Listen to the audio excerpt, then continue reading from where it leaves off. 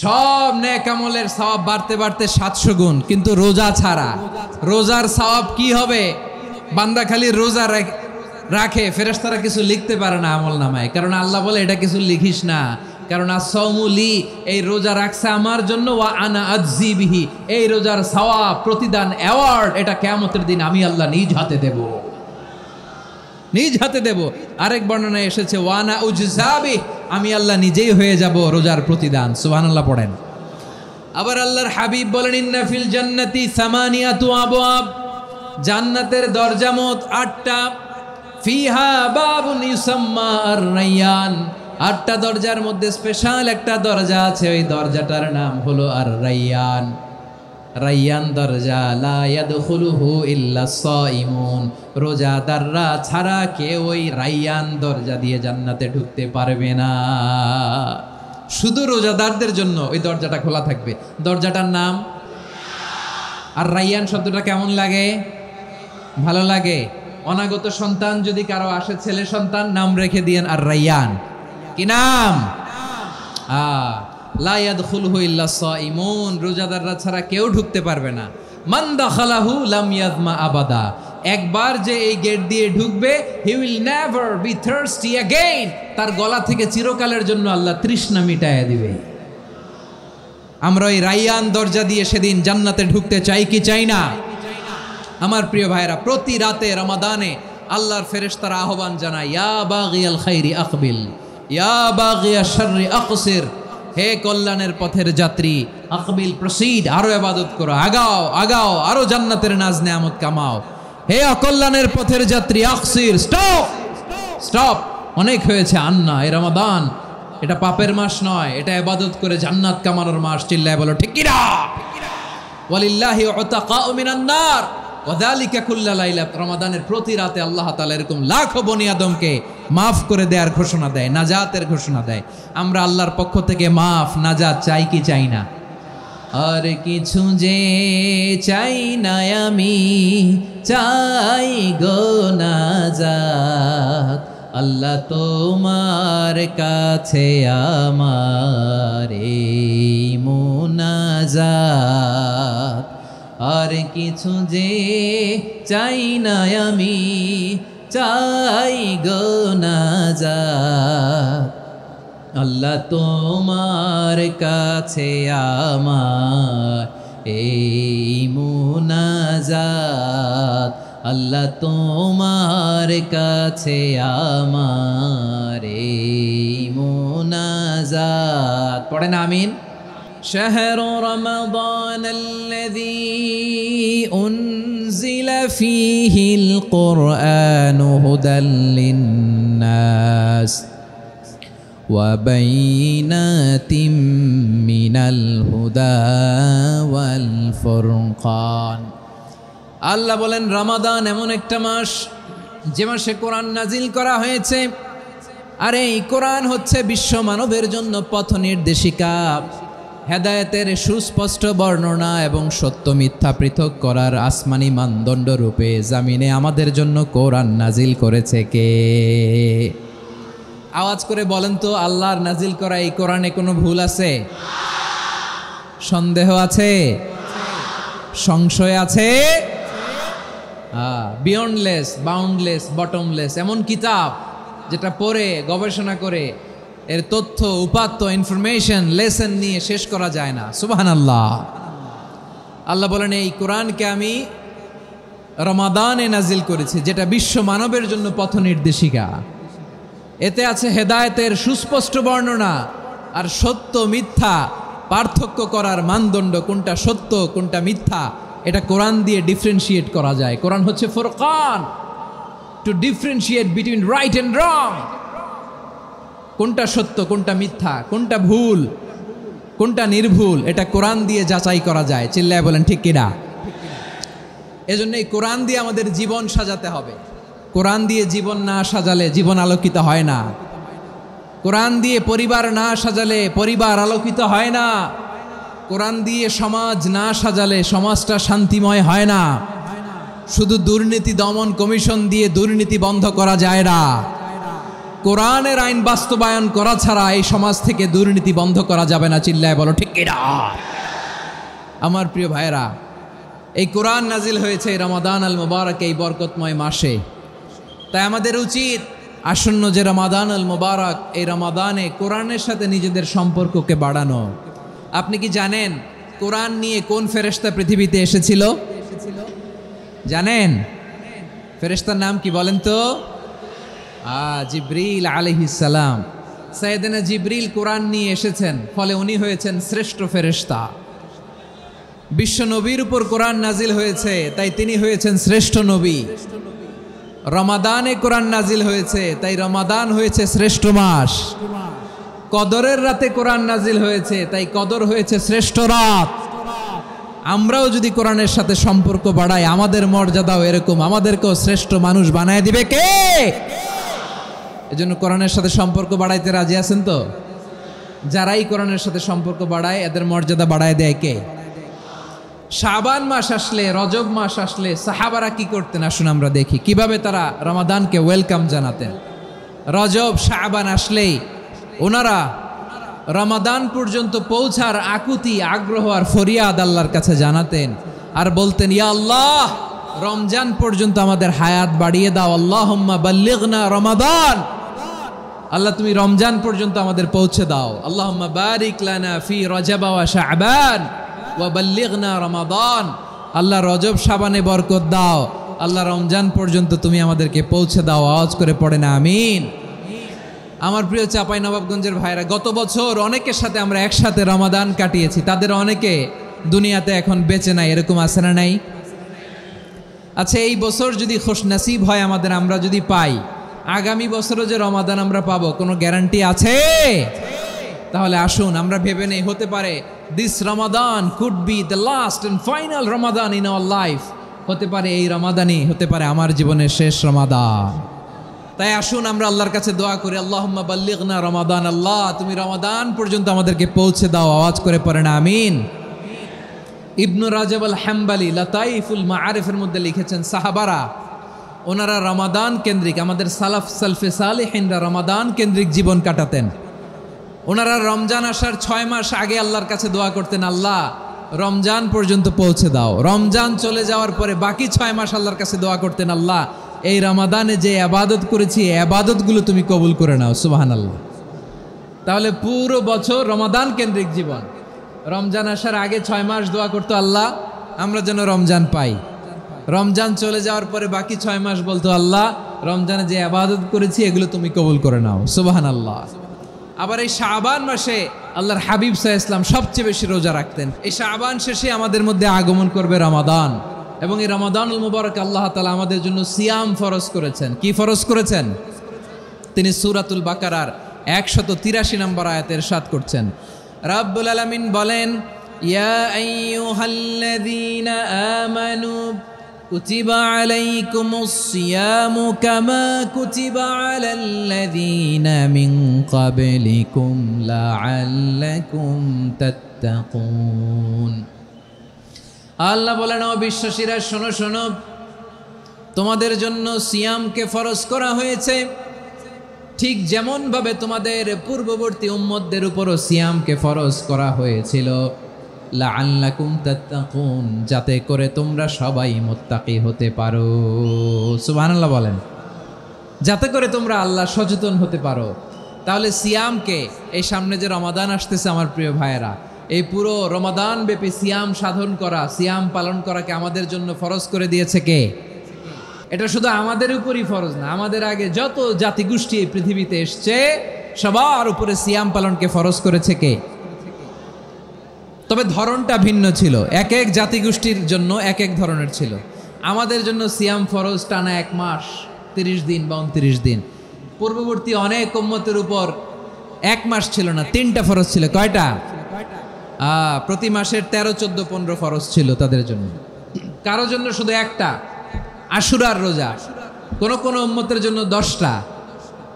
কোন কোন উম্মতের জন্য রোজা ফরজ ছিল মৌনতার রোজা, আরবিতে বলে সৌমুল ইনসাত, মানে সারাদিন খেতে পারবে, পান করতে পারবে, স্ত্রীর সাথে মেলামেশা করতে পারবে, কিন্তু কথা বলতে পারবে না। কথা বললেই তাদের রোজা ভেঙে যেতে, পড়েন সুবহানাল্লাহ।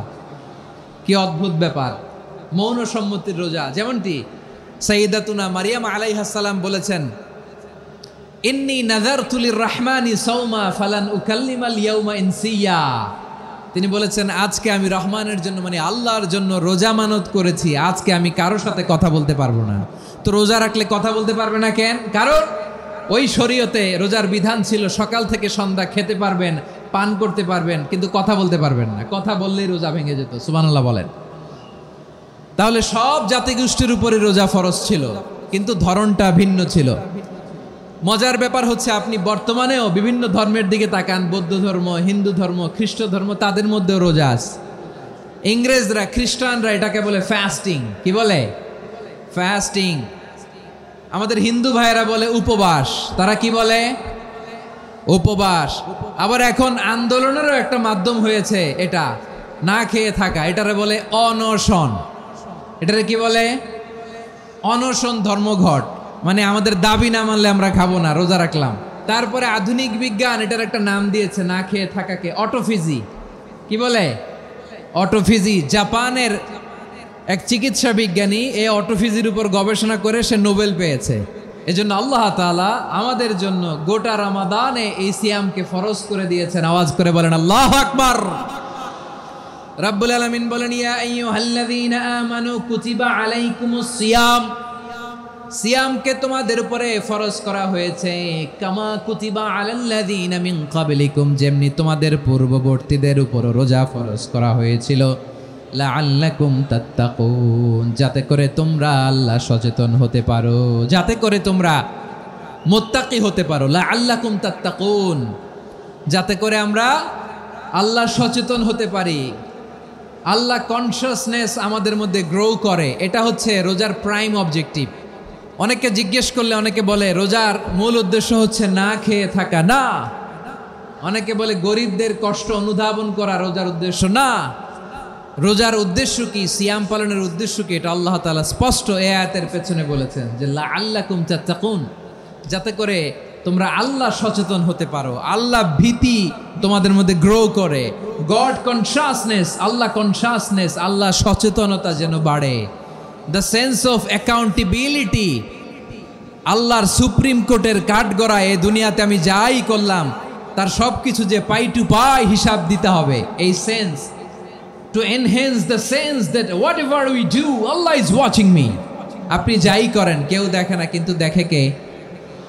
শুরুতেই তো জিজ্ঞেস করেছিলাম যে কেউ যেটা দেখে না সেটা দেখেন কে? কেউ যেটা শোনে না সেটা শোনেন কে? এর নাম হচ্ছে লাআল্লাকুম তাত্তাকুন, যাতে করে তোমরা আল্লাহ সচেতন হতে পারো, আল্লাহ ভীরু হতে পারো। দুনিয়ার কেউ দেখে না, কিন্তু আল্লাহ দেখে। এটাই রোজার মূল শিক্ষা। আমার প্রিয় ভাইরা, আপনি লুকিয়ে লুকিয়ে ঘরের ভেতরে অন্যায় করেছেন, পাপ করেছেন, আপনার বাবা দেখে নাই, মা দেখে নাই, স্ত্রী দেখে নাই, কিন্তু দেখেছে কে? আল্লাহর চোখ ফাঁকি দেয়া যায়? আচ্ছা, বুঝে থাকলে বলেন তো, সিসি ক্যামেরার চোখ ফাঁকি দেয়া যায় কি যায় না? পুলিশের চোখ, র্যাবের চোখ, বিমানবন্দরে কাস্টমস অফিসারের চোখ, কিন্তু আমার আল্লাহর চোখ। এই সেন্সটা নিয়ে আসা নিজের মধ্যে, আমি what ever I do Allah is watching me, যাই করি আল্লাহ দেখে। লাআল্লাকুম তাত্তাকুন। রমাদানের রোজা, ইফতারি, সিয়াম, ইবাদত সব কিছুর মধ্য দিয়ে আপনাকে খেয়াল করতে হবে যে লাআল্লাকুম তাত্তাকুন এই স্ট্যান্ডার্ড এটা অ্যাচিভ হচ্ছে কিনা আমাদের, যাতে করে তোমরা মুত্তাকি হতে পারো, আল্লাহ ভীরু হতে পারো। তাকওয়া, এটা হচ্ছে the essence of Islam. What is তাকওয়া? তাকওয়া মানে কি? তাকওয়ার সংজ্ঞা অনেকে অনেকভাবে দিয়েছেন। আমি সরাসরি সাহাবাদের কাছ থেকে একটা সংজ্ঞা আপনাদের শোনাচ্ছি। ওমরে ফারুক রাদিয়াল্লাহু তাআলা আনহু উবাই ইবনে কাব রাদিয়াল্লাহু তাআলা আনহুকে জিজ্ঞেস করেছিলেন, ইয়া উবাই মা হুয়া তাকওয়া, হে উবাই তাকওয়া কি? তাকওয়া কাকে বলে? উবাই ইবনে কাব তিনি প্রশ্নের উত্তর না দিয়ে উনিও আবার প্রশ্ন ছুড়লেন। তিনি বললেন, ইয়া আমির আল মুমিনিন আমা সালাকতা তরিকান যা শাউক, আপনি কি কাঁটাযুক্ত রাস্তা দিয়ে মরুভূমিতে কখনো হেঁটেছেন? যে রাস্তার চারদিকে ক্যাকটাস, গুলমলতার কাঁটা, হেঁটেছেন? ওমরে ফারুক বললেন, নাম হেঁটেছি। বালা, হেঁটেছি। কাইফা আমিলতা, কিভাবে হেঁটেছেন? ওমরে ফারুক বললেন, শাম্মারতু ওয়াজতাহাতু, আমি আমার জামা জুব্বা আর চাদর আটোসাটো করে গায়ের সাথে এমনভাবে মিলিয়ে রেখেছি, এমন সাবধানে হেঁটেছি যাতে করে মরুভূমির ক্যাকটাসের গুলমলতার কাঁটা আমার গায়ে বিঁধে না যায়। উবাই ইবনে কাব বলেন, ফাযালিকা হুয়া তাকওয়া। আরে তাহলে আপনি তো ঠিকই জানেন তাকওয়া মানে কি, এটাই তো তাকওয়া। ওই রাস্তা দিয়ে যেভাবে হেঁটেছেন পুরো দুনিয়ার জিন্দেগিটা এইভাবে সাবধানে চলার নামই হচ্ছে তাকওয়া। চিল্লায় বলো ঠিক কিনা? এই দুনিয়াতে পাপ পঙ্কিলতা থাকবে, শয়তানির হাতছানি থাকবে, অপরাধ প্রবণতা থাকবে, নফসের খায়েশ থাকবে, অন্যায়ের হাতছানি থাকবে। সব কিছুকে দলে মুচড়ে পেছনে ফেলে সাবধান হয়ে এই দুনিয়ার সিরাতুল মুস্তাকিমের পথে চলতে হবে। যেই রাস্তা শুরু হয়েছে দুনিয়াতে শেষ হয়ে গিয়েছে আল্লাহর জান্নাতের ভেতরে। চিল্লায় বলেন ঠিক কিনা? আমার প্রিয় চাঁপাইনবাবগঞ্জের ভাইয়েরা, এটার নামই তাকওয়া। উবাই ইবনে কাব বললেন, ও আমিরুল মুমিনিন, ওই কাঁটাযুক্ত গুলমলতার রাস্তার মধ্যে ঠিক যেমনি সাবধান হয়ে আপনি হেঁটেছেন, এই দুনিয়ার বুকে ওই সাবধান হয়ে চলার নাম হলো তাকওয়া। সুবহানাল্লাহ। তাকওয়ার শুধু দুইটা নমুনা আপনাদের সামনে পেশ করব, আপনাদের ক্লিয়ার হয়ে যাবে। একটা নমুনা তো দিলাম, আরেকটা নমুনা সেটাও ওমরে ফারুক রাদিয়াল্লাহু তাআলা আনহুর জীবনী থেকে। উনি ছিলেন ন্যায়পরায়ণ শাসক। রাত্রিবেলা প্রজাদের কি হাল হাকিকত, কি অবস্থা, ঘুরে ঘুরে প্যাট্রোলিং করতেন পুলিশের মতো। সারা রাত তিনি ঘুরেছেন কার কি অবস্থা দেখে। শেষ রাতে তিনি ফিরে আসতেছেন। তিনি থাকতেন, সহিহ বুখারীতে এসেছে, কানা ইয়াসকুনু ফি আওয়ালিল মদিনা, মদিনার উঁচু এলাকায় থাকতেন। তো ফিরে আসার সময় উনি একটা প্রাচীর বেষ্টিত ঘরের পাশে দুইজন নারীর কথোপকথন শুনতে পেলেন। একজন বৃদ্ধা, একজন যুবতী। উনি কান লাগিয়ে শুনতে পাচ্ছেন। বৃদ্ধা মা, ওমরে ফারুক কাউকে দেখতে পাচ্ছেন না, শুনতে পাচ্ছেন। বৃদ্ধা মা তার যুবতী মেয়েকে বলে, এই তাড়াতাড়ি ওটের দুধ দহন করে ওটের দুধের সাথে পানি মিশাও, তাইলে কালকে বাজারে মদিনায় বেশি দামে বিক্রি করা যাবে, লাভ হবে অনেক। বৃদ্ধা মহিলা এটা বললেন। যুবতী মেয়ে উত্তরে বলে, মা আপনি জানেন না আমিরুল মুমিনিন খলিফাতুল মুসলিমিন ওমরে ফারুক দুধে পানি মিশানোকে দণ্ডনীয় অপরাধ বলে ঘোষণা দিয়েছে, জানেন না? এবার বৃদ্ধা মহিলা বলে, আরে পাগলি, এই ভোর রাতে আমিরুল মুমিনিন ওমরে ফারুক আসবে কোত্থেকে? উনি আসবে কোত্থেকে? ওনার পাইক পেয়াদা সিকিউরিটি আসবে কোত্থেকে? কেউ দেখবে না। আরে কেউ দেখবে না, তাড়াতাড়ি দুধের সাথে পানি মেশাও। এই কথা যখন মা বলেছে, যুবতী মেয়েটা চমৎকার একটা উত্তর দিয়েছে। তিনি বলেছিলেন, ইয়া উম্মি, ও আমার মা, লাউলা রাআ উমর লা রাআ রব্বু উমর। ও আমার প্রিয়তমা মা, আপনি ঠিকই বলেছেন, গভীর রাতে ওটের দুধে পানি মিশালে ওমর দেখবে না, কিন্তু মা খেয়াল রাখবেন, ওমর যদি নাও দেখে, ওমরের রব কিন্তু দেখে। চিল্লায় বলেন ঠিক কিনা? দিস ইজ কল্ড তাকওয়া। এজন্য রব্বুল আলামিন বলেন, লা তুদরিকুহুল আবসার ওয়া হুয়া ইউদরিকুল আবসার ওয়া হুয়াল লাতীফুল খাবীর। তিনি এমন সত্তা, দুনিয়ার কোনো চোখ তাকে দেখে না, কিন্তু দুনিয়ার সবগুলো চোখকে, সব মানুষের অ্যাক্টিভিটিসকে আরশের উপর থেকে সব কিছু মুহূর্তে মুহূর্তে দেখতে পান কে? তাহলে তাকওয়া কারে বলে বুঝতে পারছেন? দুনিয়াতে সাবধানে চলার নাম তাকওয়া। কেউ দেখে না, কিন্তু আল্লাহ দেখে। এই সেন্স, এই জবাবদিহিতার ভয়, দ্য সেন্স অফ অ্যাকাউন্টেবিলিটি, এই সেন্স নিজের মধ্যে গ্রো করার নাম হচ্ছে তাকওয়া। আর এই সিয়াম পালন করার প্রাইম অবজেক্টিভ অফ সিয়াম হচ্ছে লাআল্লাকুম তাত্তাকুন। আওয়াজ করে বলেন, লাআল্লাকুম তাত্তাকুন। আমার প্রিয় ভাইয়েরা, এই আসন্ন রমাদান, এটা এমন এক বরকতের মাস, যে মাসে আমরা নিজেদের নাফসের উপর নিয়ন্ত্রণ প্রতিষ্ঠা করি। সারা বছর নাফস আমাদেরকে নিয়ন্ত্রণ করে, আর রমাদানে আমরা নাফসকে নিয়ন্ত্রণ করি। কথা বুঝতেছেন? সারা বছর নাফস আমাদেরকে নিয়ন্ত্রণ করে। এই যে এখন আমার খেতে মনে চাইলে যে খেজুর রাখা, আমি খেজুর খেতে পারবো, নাটস আছে, বাদাম খাইতে পারি। খাইতে মন চাইলে পানি, আমার রুহুটা চায়, আমার নাফসটা খেতে চায়, আমি খেতে পারি, পান করতে পারি। বিবাহিতরা দিনের বেলায় স্ত্রীর সাথে মেলামেশা করতে চাইলে করতে পারে, কিন্তু রমাদানে দিনের বেলায় খেতে মনে চায়, কিন্তু আমরা খাই। আমার প্রবৃত্তি খেতে চায়, কিন্তু প্রবৃত্তির কথা আমরা শুনি। তৃষ্ণায় গলা ফেটে যায়, গলার ছাতি ফেটে যায়, কিন্তু এক ঢোক পানি কি আমরা গিলি? বিবাহিতরা দিনের বেলা স্ত্রীর সাথে কি মেলামেশায় যায়? না। তার মানে সারা বছর নফস আমাদেরকে নিয়ন্ত্রণ করে, আর রমাদানে নফসের উপর আমরা নিয়ন্ত্রণ প্রতিষ্ঠা করি। নফসের লাগাম আমরা রমাদানে টেনে ধরে। চিল্লায় বলেন ঠিক কিনা? এজন্য আমার প্রিয় ভাইয়েরা, নফসের উপর নিয়ন্ত্রণ নিতে চাইলে রমাদানের রোজার কোনো বিকল্প নাই। এটা এমন মাস যে মাসের ফজিলতেরও কোনো শেষ নাই। এই মাসকে বলা হয় দ্য মান্থ অফ হোপ। এটা আশা জাগানিয়া মাস। রমজানের কথা শুনলে আশা জাগে না হৃদয়ে? হ্যাঁ, ইদা জা রমাদান ফুতিহাত আবওয়াবুস সামা ওয়া গুল্লিকাত আবওয়াবু জাহান্নাম ওয়া সুফিদাতিশ শায়াতিন। রমাদান আসলে আকাশের দরজাগুলো খুলে দেওয়া হয়, মানে জান্নাতের। জাহান্নামের দরজাগুলোকে লক করে দেওয়া হয়, শয়তানকে চেইন আপ করা হয়। ইবাদত করলে শুধু করতেই মনে চায়। চিল্লায় বলেন না সুবহানাল্লাহ। রমজানে ইবাদতে যেই মজা পাওয়া যায়, সারা বছর অন্য কোনো মাসে এই মজা আপনি পান? আমার চাঁপাইনবাবগঞ্জের ভাইরা আওয়াজ করে বলেন না, রমজানে ইবাদতে যেই মজা অন্য মাসে এটা পান? কারণ রমজানে ইবাদত করলে সওয়াবও বেশি, ইবাদতের একটা পরিবেশ থাকে, ঠিক কিনা বলেন? অন্য মাসে ইবাদত করলে এর সওয়াব পাওয়া যায় গাণিতিক হারে, রমজানে ইবাদত করলে সওয়াব বাড়তে থাকে জ্যামিতিক হারে। সুবহানাল্লাহ কইবেন না? অন্য মাসে সওয়াব বাড়ে গাণিতিক হারে, রমাদানে ইবাদত করলে সওয়াব বাড়ে কিভাবে? জ্যামিতিক হারে বাড়ে দেখেন। রমাদানে একটা নফল করলে ফরজের সমান সওয়াব, একটা ফরজ করলে 70 থেকে 700 গুণ সওয়াব। রমজানে উমরা করলে হজের সমান সওয়াব। দ্য মান্থ অফ হোপ, আশা জাগানিয়া মাস। এই মাস আমাদেরকে হোপফুল করে, আশাবাদী করে। রমাদান যেমনি দ্য মান্থ অফ হোপ, আশা জাগানিয়া মাস, এট দ্য সেম টাইম এই রমাদান হচ্ছে মান্থ অফ ওয়ার্নিং, একটা ওয়ার্নিং এর মাস। নবী যেমনি আশা জাগাইছে, আবার ওয়ার্নিং দিয়েও গেছে, খবরদার। ওয়ার্নিংটা কেমন? আল্লাহর হাবিব সাল্লাল্লাহু আলাইহি ওয়াসাল্লাম মসজিদে নববীর ভেতরে হঠাৎ তিনি মসজিদে নববীর মিম্বারে পা রেখে বললেন আমিন। দ্বিতীয় ধাপে পা রেখে বললেন আমিন, তৃতীয় ধাপে পা রেখে বললেন আমিন। সাহাবারা অবাক হয়ে বললেন, ইয়া রাসূলুল্লাহ, ইয়া হাবিবাল্লাহ, 3 বার শুধু আমিন আমিন পড়লেন, কেন পড়লেন আমরা কিছু জানি না, আমাদেরকে জানিয়ে দেন কেন আপনি 3 বার আমিন বললেন। রাহমাতাল লিল আলামিন আল্লাহর হাবিব বললেন, ও আমার প্রাণের সাহাবীরা, আমি যখন মসজিদে নববীর মিম্বারের প্রথম ধাপে পা রেখেছি, সাইয়েদনা জিবরিল এসে আমাকে বলেছে, ও নবী, আপনার নাম শুনে যে ব্যক্তি আপনার উপর দুরূদ পড়ে না তার ধ্বংস। আপনি বলেন আমিন। আমি বলেছি আমিন।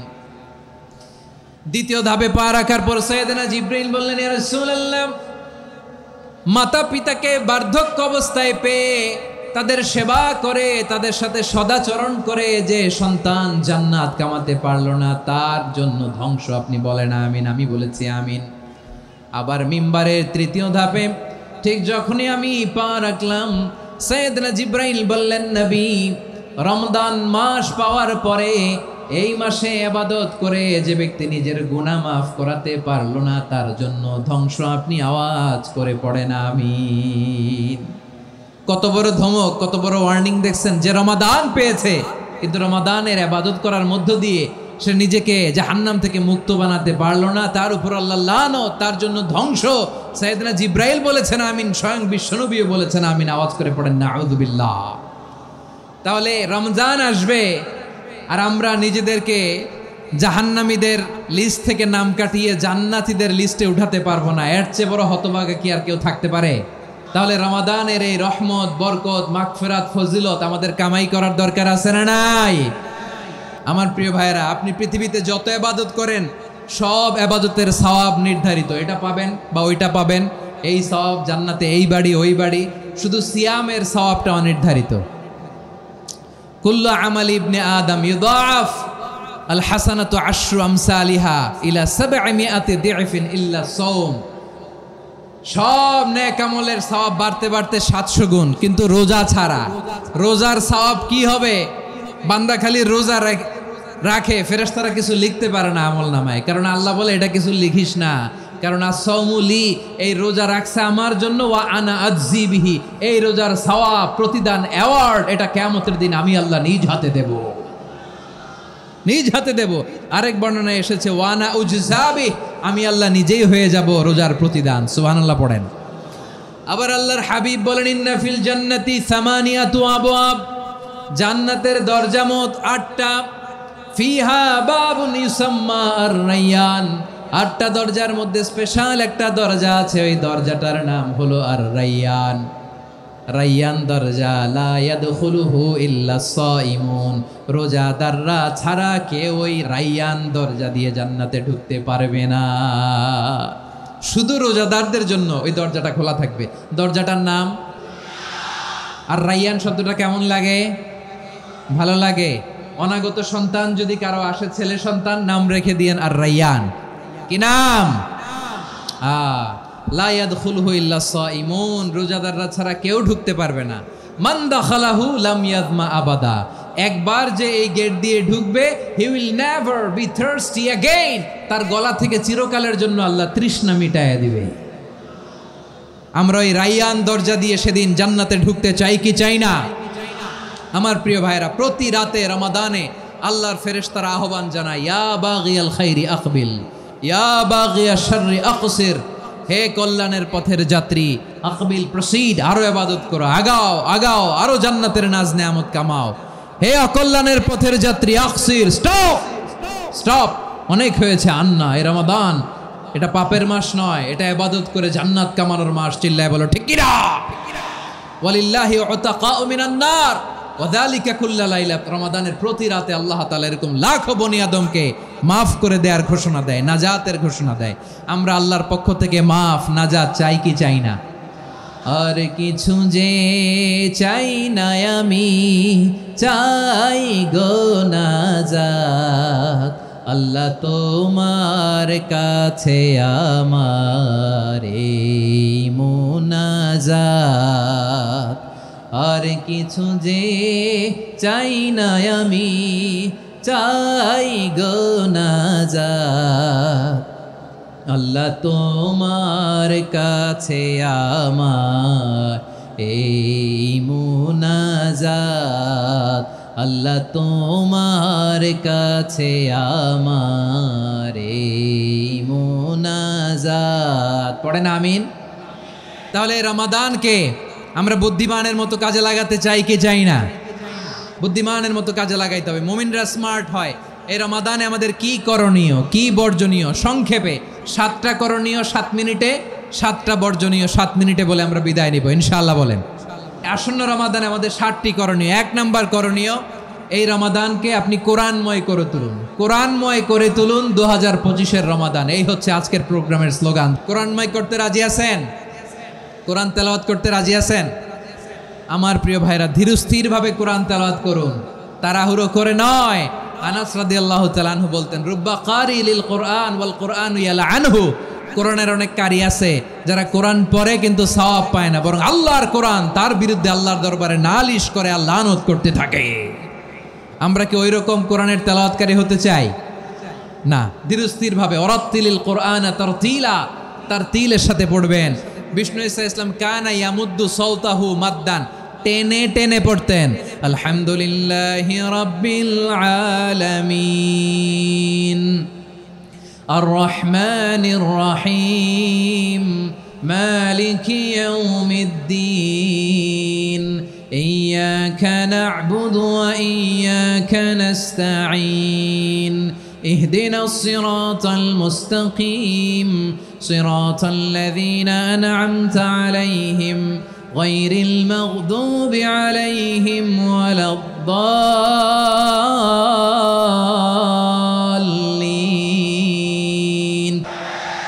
كان يمد صوته مدا টেনে টেনে পড়তেন। ওয়াকানা ইউকাত্তিউ আয়াতান আয়াতান, প্রত্যেক আয়াত পড়ে পড়ে তিনি থামতেন। এভাবে কোরআন পড়তে হবে। আমাদের অনেক মা বোনেরা আজকের এই চাঁপাইনবাবগঞ্জের প্রোগ্রামের অনেকগুলো মহিলা প্যান্ডেল আমি ল্যান্ডিং করার সময় দেখেছি। আমার অনেক বোনেরা, ওনারা কোরআন খতম করতে যে এমনভাবে তেলাওয়াত করেন, কোরআন তেলাওয়াতের আদব আর অবশিষ্ট থাকে না। আমরা তার তিলের সাথে তেলাওয়াত করব, যেমনটি আমি পড়ে শোনালাম। বিষ্ণু ইসলাম প্রতি আয়াত শেষে থামতেন, টেনে টেনে পড়তেন, তার তিলের সাথে পড়তেন, সুর করে পড়তেন। মানলাম ইয়াতাগান্না বিল কোরআন ফালাইসা মিন্না, যে সুর করে কোরআন পড়ে না সে আমার উম্মত হতে পারে। জাইনুল কোরআন বিআসওয়াতিকুম, বিষ্ণু বলেন সুর করে কোরআন পড়বা। অনেকে কোরআনের খতম তুলবার জন্য কোরআনরে একেবারে খতম করে দেয় না। আপনি ধীরস্থিরভাবে পড়ে যদি খতম দিতে পারেন মাশাআল্লাহ, না পারলে যতটুকু পারেন পড়বেন। এরপর অনুবাদ পড়ার চেষ্টা করবেন, তাফসির পড়ার চেষ্টা করবেন। আপনাদের জন্য এক অনন্য উপহার রয়েছে আমার পক্ষ থেকে, এক নজরে কোরআন। 114 সূরার সারমর্ম, সার নির্যাস আমরা নিয়ে এসেছি এখানে। বাংলা ভাষায় আমার জানা মতে খুব সম্ভবত এই প্রথম কাজ কেউ করে নাই। আরবিতে পাবেন এরকম অনেক বই, ইংরেজিতে কিছু কাজ আমরা দেখেছি, কিন্তু বাংলায় পাবেন না।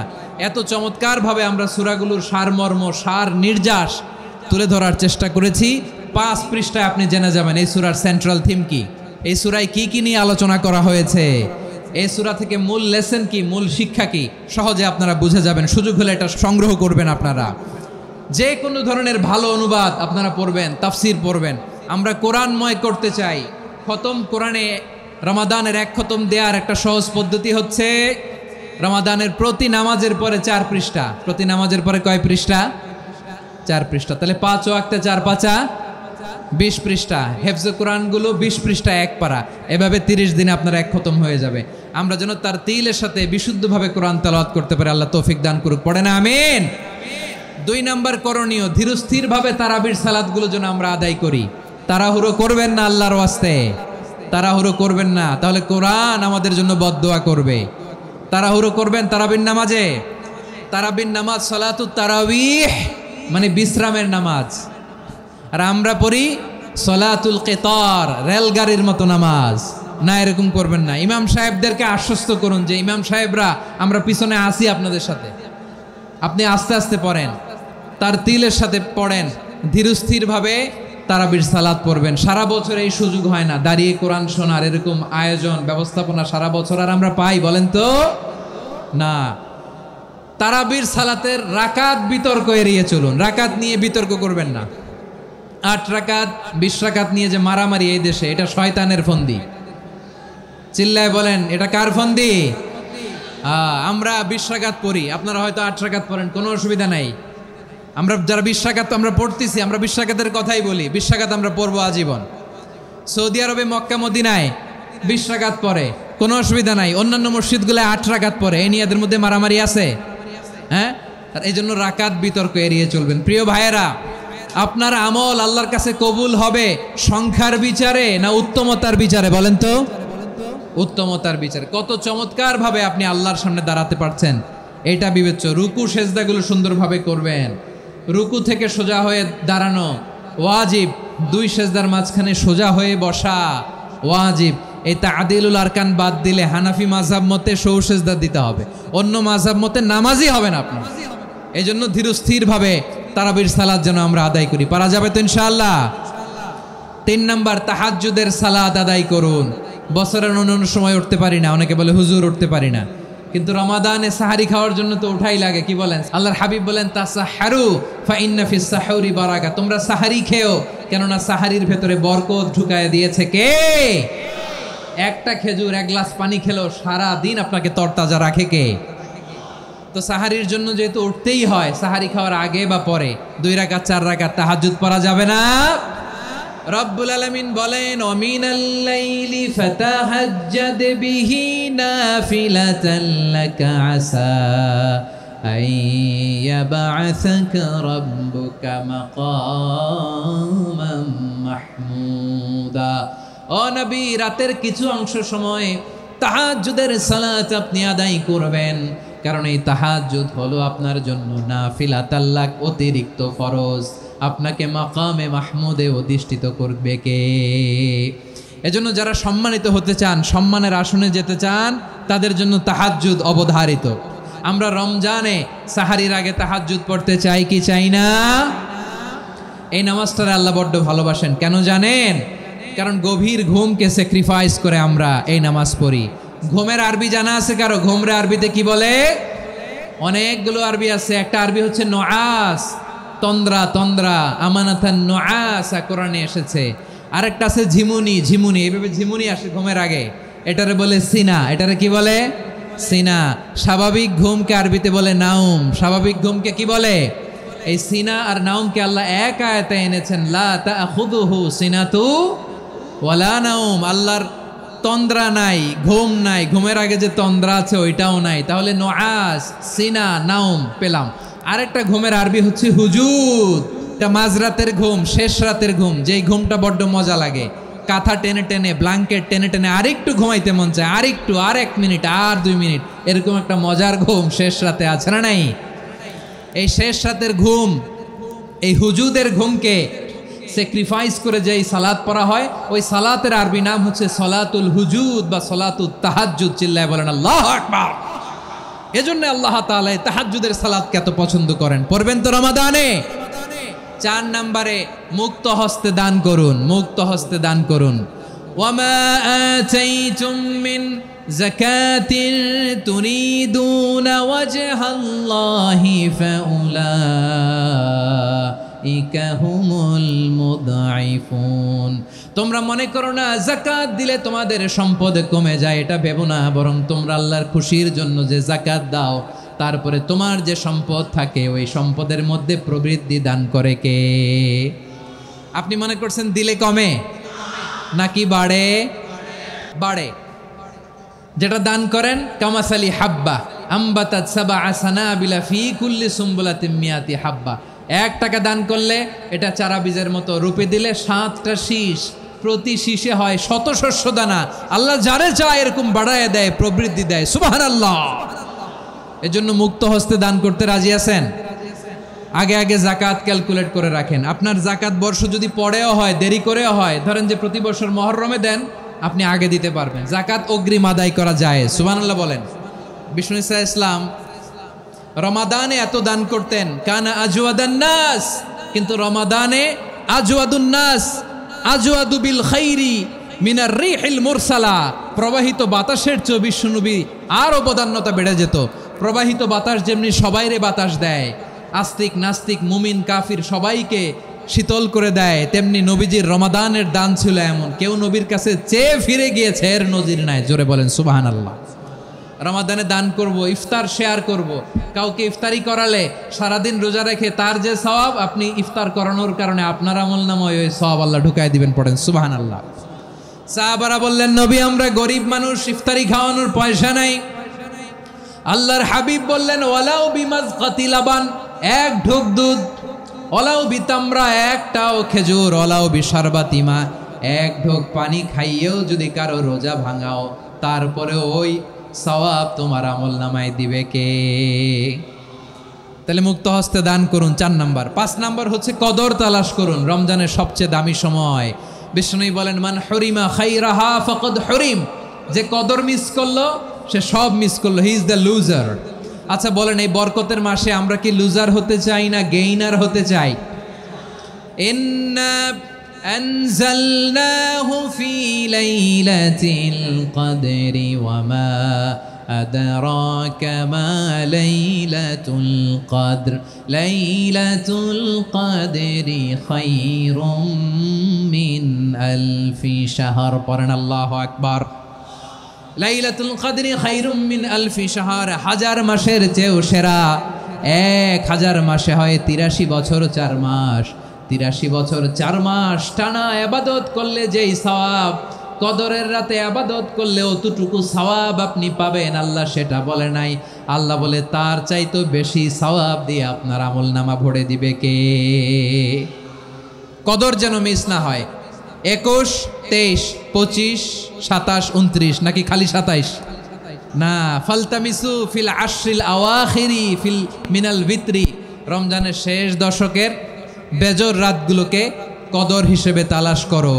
আল্লাহর হাবিব সাল্লাল্লাহু আলাইহি ওয়াসাল্লাম শেষ 10 দিন টানা ইবাদত করতেন, টানা ইবাদত। ইদা জাআল আশরু আহিয়াল লাইলা আইকাযা আহলা ওয়া জাদ্দা ওয়া শাদ্দাল মিজার। সারা রাত জেগে ইবাদতের নজির নবীজির নাই, শুধু রমজানের শেষ দশক ছাড়া। সুবহানাল্লাহ বলেন। নিজেও ঘুমাতেন না। ফাতেমা রাদিয়াল্লাহু তাআলা আনহু, আলী রাদিয়াল্লাহু তাআলা আনহু কাউকে ঘুমাতে দিতেন না, সবাইকে জাগিয়ে তুলতেন। আমরা সারা রাত জেগে ইবাদত করব। রাজি আছেন তো? কদর যেন আমাদের মিস না হয়। আজকে থেকেই ক্যালেন্ডারে মার্ক করে রাখেন। সব কাজ পেছনে ফেলে, সব ব্যস্ততাকে পেছনে ফেলে ইবাদতের জন্য আমরা প্রস্তুত থাকবো কদরের রাতে। কোনোভাবে কদর যেন আমাদের মিস না হয়, ইনশাআল্লাহ। বলেন তো সবাই।